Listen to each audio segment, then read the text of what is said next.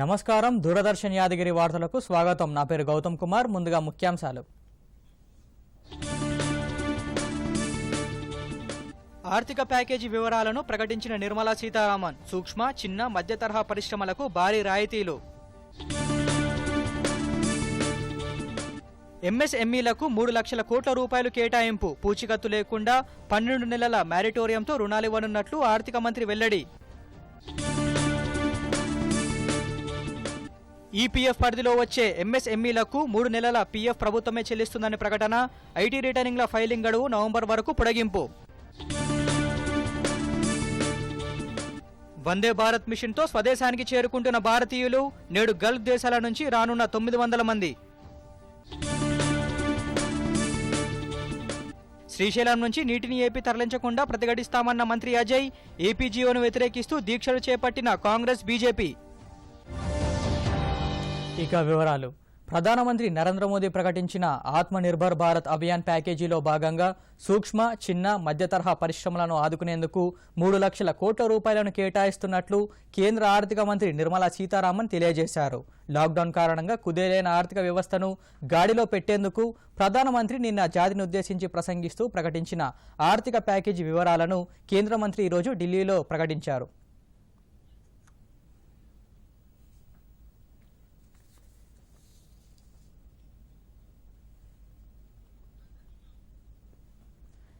స్వయం ఆధారిత భారత్ నిర్మాణమే ఆర్థిక ప్యాకేజీ లక్ష్యమని నిర్మలా సీతారామన్ తెలిపారు। వివిధ వర్గాలతో సంప్రదింపులు జరిపిన తర్వాతే ప్రధానమంత్రి ఆర్థిక ప్యాకేజీని ప్రకటించారని తెలిపారు।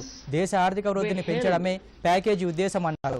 ఆర్థికం, మౌలిక సదుపాయాలు, సాంకేతికత, ప్రజలు, గిరాకీ ఈ 5 మూల సూత్రాల ఆధారంగా ప్రధానమంత్రి దేశం ముందు ఈ ప్యాకేజీని ఉంచారన్నారు। స్థానిక ఉత్పత్తులను ప్రపంచవ్యాప్తం చేయడమే ప్యాకేజీ లక్ష్యమని నిర్మలా సీతారామన్ తెలిపారు। గత 50 రోజుల్లో దేశంలో పీపీఈ వెంటిలేటర్ల ఉత్పత్తి గణనీయంగా పెరిగిందని తెలిపారు। రాబోయే రోజుల్లో కూడా దేశీయ వస్తువుల ఉత్పత్తిని పెంచడమే ప్రభుత్వ లక్ష్యమని నిర్మలా సీతారామన్ తెలిపారు। To spur growth and to build a very self-reliant India, and that's where this whole initiative is called as Atmanirbhar Bharat Abhiyan. And the word Atmanirbhar India is the one which you will be hearing me say quite often.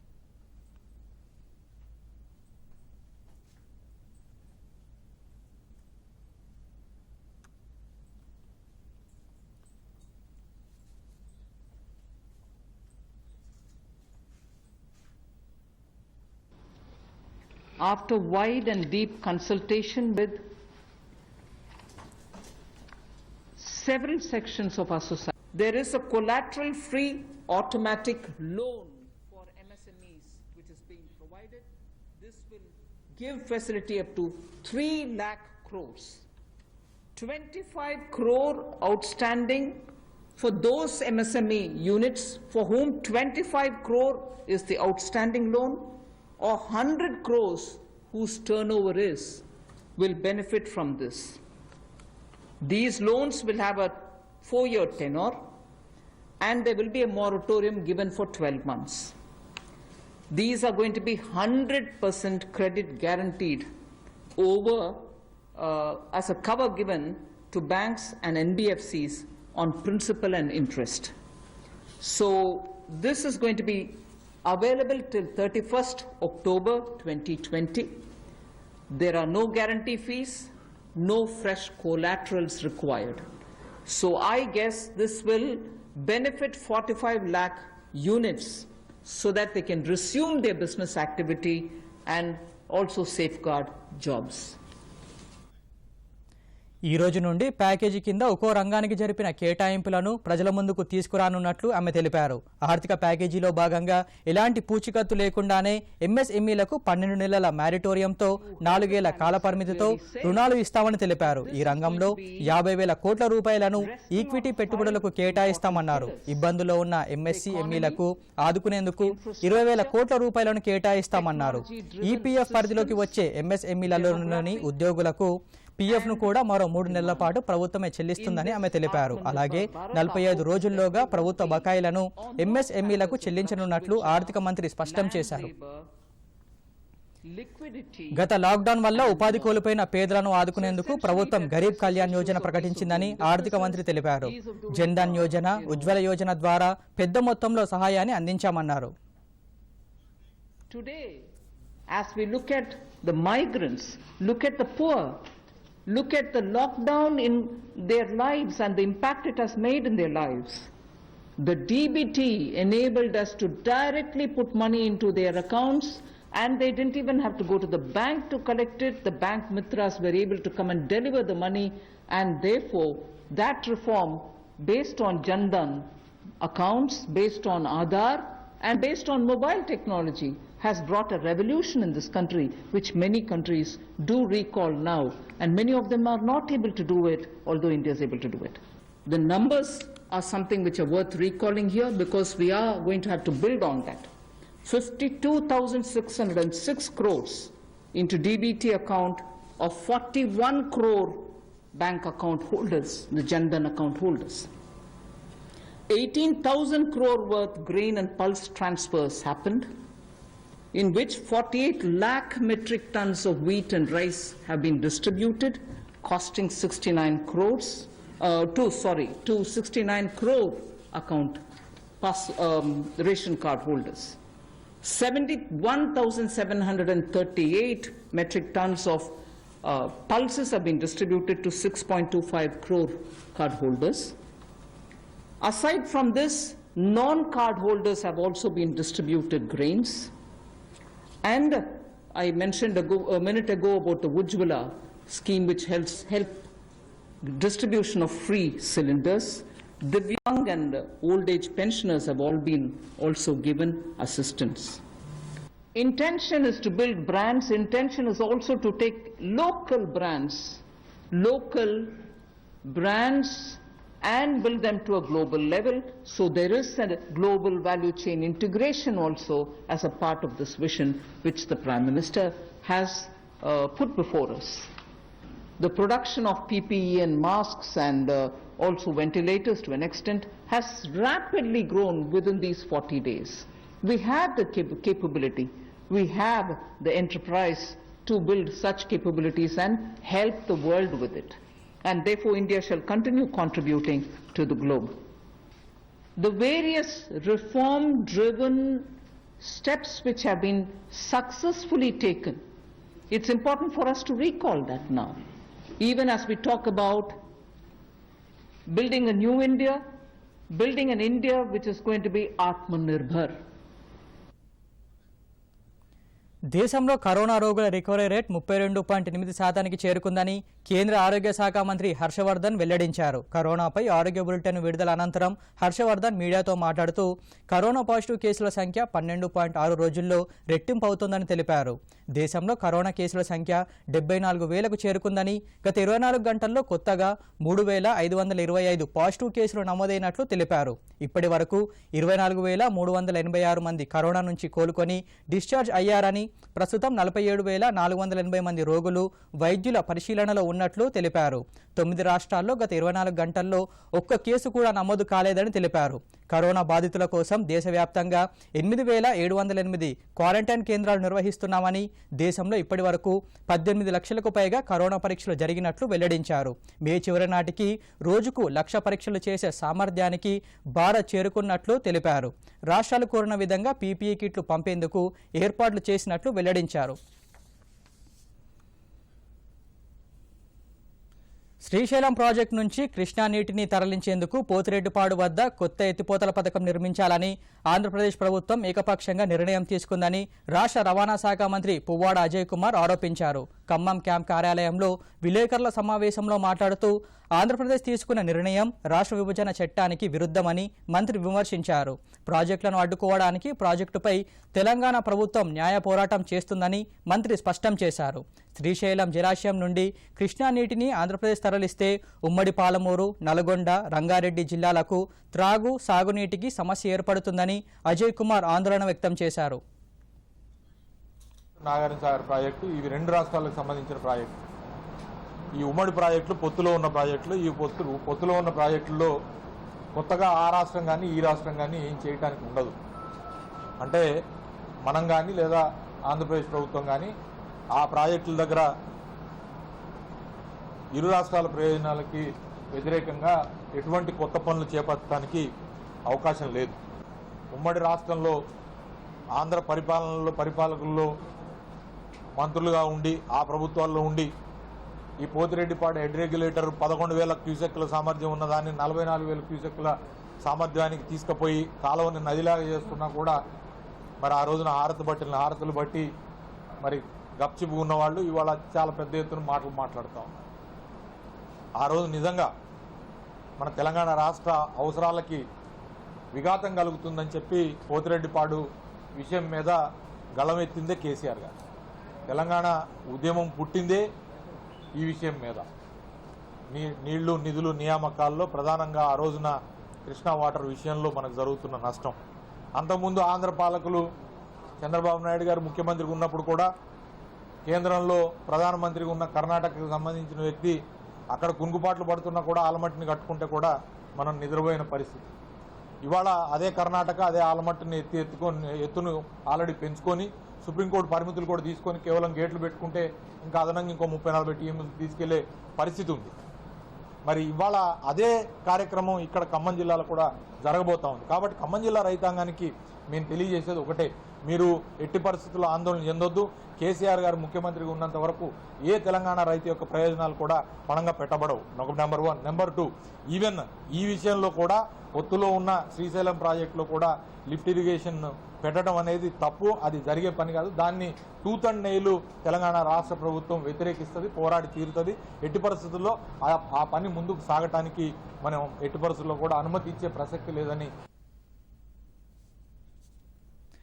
Srisailam జలాశయం నుండి నీటిని మళ్లించేందుకు వీలుగా కొత్త ఎత్తిపోతల పథకం నిర్మాణానికి సంబంధించి ఆంధ్రప్రదేశ్ ప్రభుత్వం జారీ చేసిన జీవోను వ్యతిరేకిస్తూ కాంగ్రెస్, బీజేపీ నేతలు ఈరోజు రాష్ట్రంలో పలు చోట్ల దీక్షలు చేపట్టారు. హైదరాబాద్లోని పార్టీ రాష్ట్ర కార్యాలయంలో దీక్ష చేపట్టిన ఆ పార్టీ రాష్ట్ర శాఖ అధ్యక్షుడు బండి సంజయ్ ఈ సందర్భంగా మాట్లాడుతూ కృష్ణానది నిర్వహణ బోర్డు బ్రిజేష్ కుమార్ ట్రిబ్యునల్ ఆదేశాలకు విరుద్ధంగా ఆంధ్రప్రదేశ్ ప్రభుత్వం 203 జీవోను జారీ చేసిందని ఆరోపించారు. సాగునీటి విషయంలో టీఆర్ఎస్ ప్రభుత్వం తెలంగాణ ప్రయోజనాలను నిర్లక్ష్యం చేస్తుందని బండి విమర్శించారు. ఇదే విషయమై ఆ పార్టీకి చెందిన నాయకురాలు మాజీ మంత్రి డీకే అరుణ కూడా దీక్ష చేపట్టారు. మరోవైపు కాంగ్రెస్ నేతలు కూడా ఏపీ ప్రభుత్వం జారీ చేసిన జీవోపై గాంధీ భవన్ వద్ద నల్ల బ్యాడ్జీలు ధరించి నిరసనలు చేపట్టారు.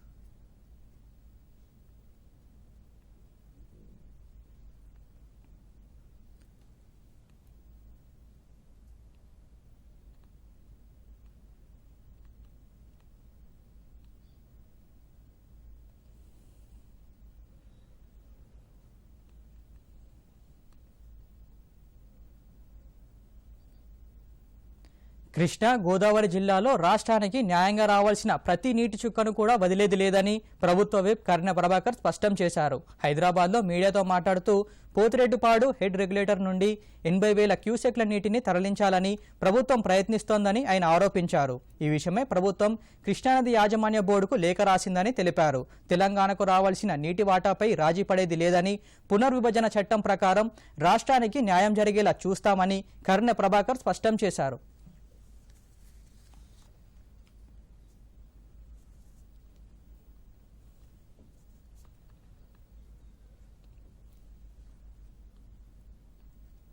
పోతిరెడ్డిపాడు విషయంలో మా ప్రభుత్వానికి చాలా స్పష్టమైనటువంటి విధానం ఉంది.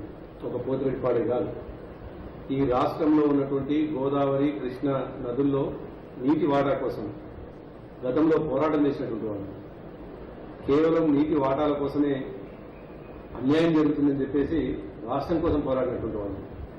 అటువంటి సందర్భంలో రాయలసీమకు అక్రమంగా ఒక్క నీటి బొట్టును తీసుకుపోయినా కానీ ముందు నుంచి కూడా వ్యతిరేకిస్తూనే ఉన్నాం, ఇక ముందు కూడా వ్యతిరేకిస్తాం. దాంట్లో భాగంగానే మొన్న 5వ తేదీ నాడు ఆంధ్రప్రదేశ్ ప్రభుత్వం తీసినటువంటి జీవో ఏదైతే పోతిరెడ్డిపాడు ద్వారా 80,000 క్యూసెక్లని రాయలసీమకు తరలించుకుపోదామనేటువంటి దుర్మార్గమైనటువంటి కుట్రేది ఉందో దాన్ని తప్పకుండా ఈ రాష్ట్ర ప్రభుత్వంగా ఎదుర్కొంటాం. నిన్న చాలా స్పష్టంగా ముఖ్యమంత్రి గారు తన రివ్యూలో జిల్లాకు సంబంధించినటువంటి ఆ ఎఫెక్టెడ్ జిల్లాలకు సంబంధించినటువంటి మంత్రులతో జరిగినటువంటి రివ్యూలో చాలా స్పష్టంగా చెప్పడం జరిగింది. ఎట్టి పరిస్థితిలో కూడా ఆలస్యం జరిగేటువంటి పరిస్థితి ఉంటే సుప్రీంకోర్టు పోయినా కానీ వివాదాన్ని పరిష్కరించుకునేటువంటి ప్రయత్నం చేస్తామని ఒకవైపు ముఖ్యమంత్రి గారు పనిచేస్తా ఉంటే, దురదృష్టం ఈ రాష్ట్రంలో ఉన్నటువంటి ప్రధాన ప్రతిపక్షం అని చెప్పుకుంటున్నటువంటిది కేంద్ర ప్రభుత్వంలో ఉన్నాము అని చెప్తున్నటువంటి భారతీయ జనతా పార్టీ నాయకులు ఇష్టం వచ్చినట్టుగా మాట్లాడమే. కరోనా లాక్డౌన్ నేపథ్యంలో పేదలు వలస కూలీలకు అండగా నిలవడానికి పెద్ద సంఖ్యలో దాతలు స్వచ్ఛందంగా ముందుకు రావడం మన సంస్కృతి ఔన్నత్యాన్ని చాటి చెబుతుందని గవర్నర్ తమిళిసై సౌందరరాజన్ అన్నారు. రాజ్భవన్లో పనిచేసే 4వ తరగతి ఉద్యోగులు, భద్రతా సిబ్బంది, పారిశుద్ధ కార్మికులకు నిత్యావసర సరుకులను గవర్నర్ అందజేశారు. భారత మహిళా cricketer Mithali Raj, team Sai pandemic task force సంస్థ కలిసి ఈ నిత్యావసర సరుకులను సమకూర్చారు.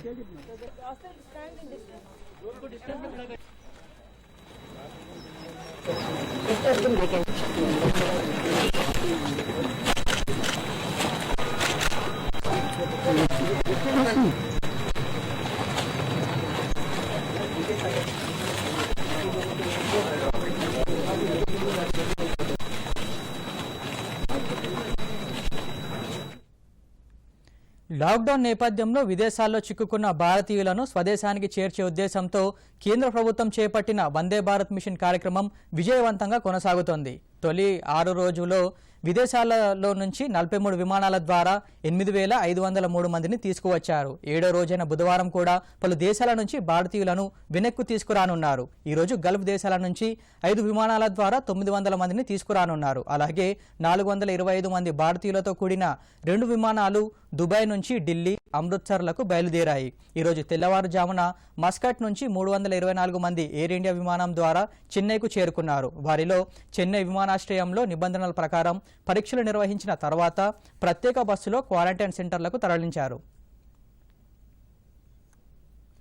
వందే భారత్ 2వ విడత ఈ నెల 16 నుంచి ప్రారంభమై 22వ తేదీ వరకు కొనసాగుతుంది. 2వ విడతలో విమానాల సంఖ్యను గణనీయంగా పెంచారు. 31 దేశాల నుంచి మొత్తం 149 విమానాల ద్వారా విదేశాల్లో చిక్కుకున్న భారతీయులను దేశంలోని వివిధ ప్రాంతాలకు తరలించనున్నట్లు విదేశాంగ శాఖ తెలిపింది. వందే భారత్ 2వ విడతలో Russia, Ukraine, Uzbekistan, Germany, Netherlands, France, Spain, Thailand దేశాలను చేర్చారు.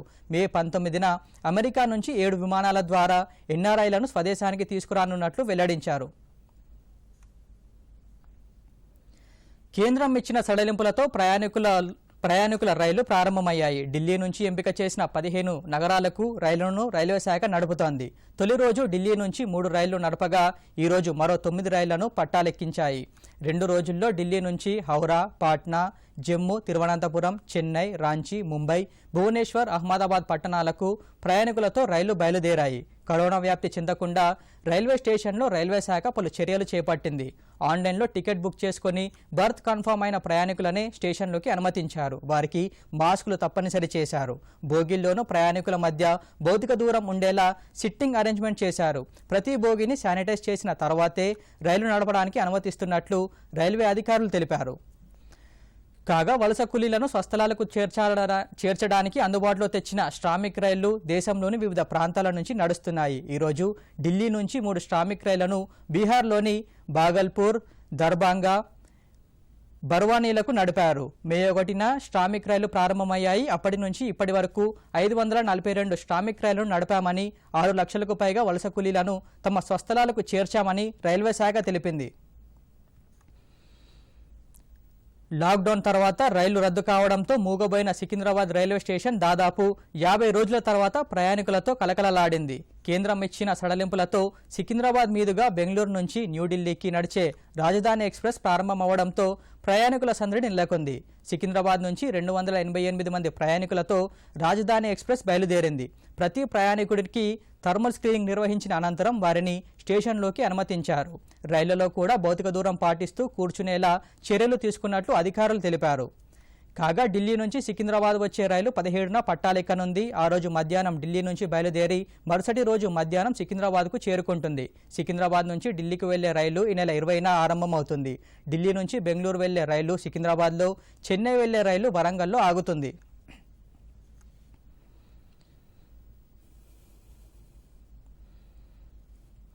లాక్డౌన్ వల్ల ఉపాధి కోల్పోయిన నిరుపేదలను ఆదుకునేందుకు కేంద్ర ప్రభుత్వం గత ఏప్రిల్ నుంచి 3 నెలల పాటు 500 రూపాయల చొప్పున ఆర్థిక సహాయం అందిస్తోంది. ఈ క్రమంలో 2వ వాయిదా సహాయాన్ని నిరుపేదల జన్ధన్ ఖాతాలకు ఈ నెలలో జమ చేశారు. దీంతో గ్రామీణ ప్రాంతంలోని లబ్ధిదారులు కామన్ సర్వీస్ సెంటర్లకు వెళ్లి నగదు తీసుకుంటున్నారు. కామన్ సర్వీస్ కేంద్రాల వద్ద ఖాతాదారులు మాస్కులు ధరించి సామాజిక దూరం పాటించేలా అధికారులు చర్యలు తీసుకుంటున్నారు. కేంద్రం అందిస్తున్న ఆర్థిక సహాయం తమ దినసరి ఖర్చులకు ఉపయోగపడుతుందని మహబూబ్నగర్ జిల్లా గ్రామీణ మండలం పోతనపల్లి గ్రామస్తులు తెలియజేస్తున్నారు.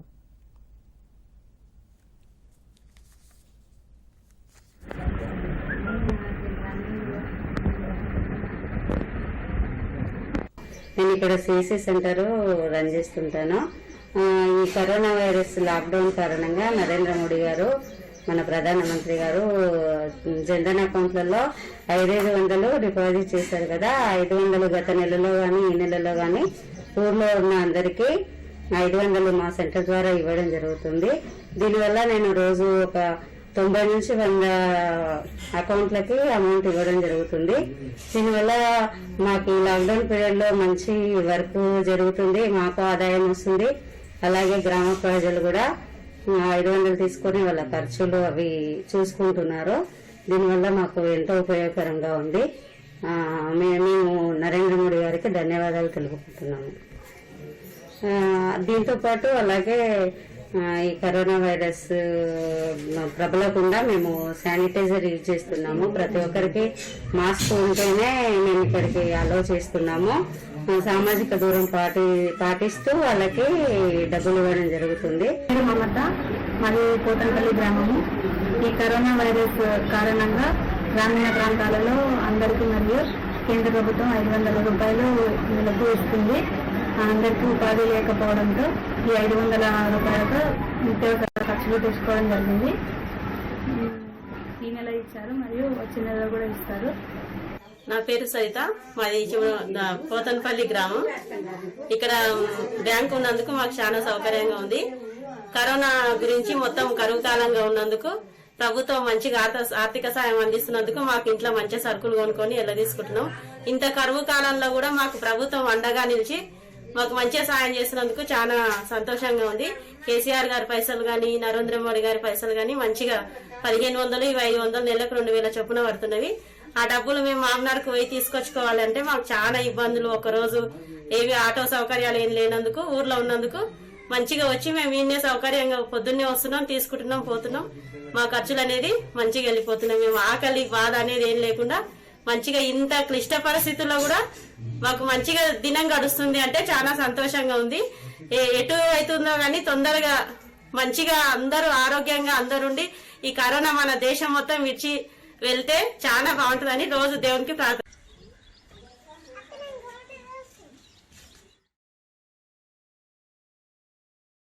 102 వాహనాలు విరివిగా సేవలు అందిస్తున్నాయి. లాక్డౌన్ కారణంగా ప్రైవేట్ వాహనాలు అందుబాటులో లేకపోవడంతో గర్భిణీలు, బాలింతులు వైద్య పరీక్షల కోసం ఆసుపత్రులకు వెళ్లేందుకు తీవ్ర ఇబ్బందులు ఎదుర్కొంటున్నారు. ఈ నేపథ్యంలో నేరుగా వారి ఇంటి నుండి ఆసుపత్రికి తీసుకువెళ్లి మరలా వెనక్కి వచ్చేందుకు 102 వాహనాలు అందుబాటులో ఉండటం వారి ఇబ్బందులు తీర్చినట్లయింది. మంచిర్యాల జిల్లాలో అన్ని గ్రామీణ ప్రాంతాలకు చెందిన గర్భిణీలు, బాలింతలు 102 సేవలను వినియోగించుకోవడంతో సురక్షిత కాన్పుల సంఖ్య పెరిగింది. అలాగే మాతా శిశు మరణాల రేటు గణనీయంగా తగ్గింది. జిల్లాలోని గర్భిణీలకు వైద్య సేవలు అందించడం, ఆసుపత్రులకు తరలించడంలో ఆశా కార్యకర్తలు, ఏఎన్ఎంలు ప్రముఖ పాత్ర పోషిస్తున్నారు.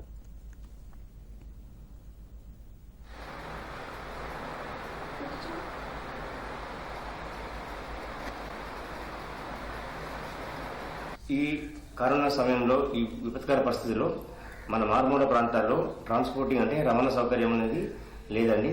దీనివల్ల గర్భిణీ స్త్రీలు కానీ, మన బాలింతలు కానీ వీళ్ళు 102 సర్వీసెస్ను ఉపయోగించుకొని వాళ్ళను ఇంటి నుండి ఇక్కడికి మాస్కులు తీసుకొచ్చి వాళ్ళకు అవసరమైనటువంటి రక్త పరీక్షలు కానీ మూత్ర పరీక్షలు కానీ మన హాస్పిటల్లో చేస్తున్నాము. మళ్ళీ తిరిగి ఆ పరీక్ష అయిన వెంటనే వాళ్ళకు సరైన మందులు ఇచ్చి మళ్ళీ వాళ్ళ గమ్యస్థానానికి చేస్తున్నాము. ఒకవేళ అత్యవసర పరిస్థితుల్లో స్కానింగ్ అవసరం ఉంటే ఒకవేళ ఇక్కడ నుండి మన సమీపంలో ఉన్నటువంటి ఏరియా హాస్పిటల్ మంచిర్యాల కూడా రిఫర్ చేయడం జరుగుతుంది. తర్వాత ఈ కరోనా పీరియడ్లో మన గర్భిణీ స్త్రీలు కానీ బాలింతలు కానీ ఎలాంటి జాగ్రత్త తీసుకోవాలి, ఎలా ఉంటే బాగుంటుంది వ్యాధి సోకకుండా దానిపైన కూడా అవగాహన కల్పిస్తున్నాము. ఆశా వర్కర్గా పనిచేస్తున్నారు, 12 సంవత్సరాలు అవుతుంది. ఇప్పుడు ఈ కరోనా వైరస్ వల్ల మాకు చాలా ఇబ్బంది అవుతుంది. ప్రైవేటు వాహనాలు, ప్రైవేటు హాస్పిటల్ ఏం లేవు కనుక 102 ఈ ప్రభుత్వ వాహనాలు మాకు బాగా పనిచేస్తున్నాయి. డ్రైవర్లు కూడా పాపం మేము ఎప్పుడు అంటే అప్పుడే సేవలు అందిస్తున్నారు. తలసేమియా వ్యాధిగ్రస్తులకు అత్యవసర పరిస్థితుల్లో రక్తం కోసం సుదూర ప్రాంతాలకు వెళ్లకుండా జిల్లా కేంద్రంలో రక్తనిధి ఏర్పాటు చేయడం అభినందనీయమని ఎమ్మెల్యే బానోతు శంకర్ నాయక్ అన్నారు. మహబూబాబాద్ జిల్లా కేంద్రంలో నూతనంగా ఏర్పాటు చేసిన బ్లడ్ బ్యాంక్ను ఆయన ప్రారంభించారు. ఈ సందర్భంగా ఎమ్మెల్యే మాట్లాడుతూ రక్తదానం ప్రాణదానంతో సమానమన్నారు. రక్తనిధి ఏర్పాటు చేసిన నిర్వాహకులను వారు అభినందించారు.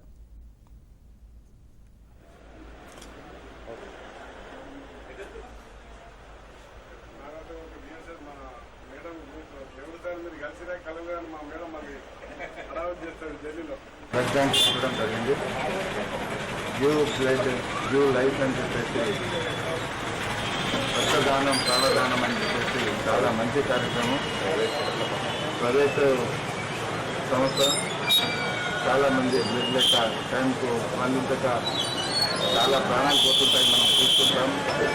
అలాంటి పరిస్థితి ఉండకూడదు, మానుకోట ఏర్పాట్లో ఏదో ఒకటి చేయాలి అని చెప్పేసి మధు గారు వాళ్ళ బృందం ఏర్పాటు చేసిన బ్యాంకు వాళ్ళకు హృదయపూర్వక ధన్యవాదాలు.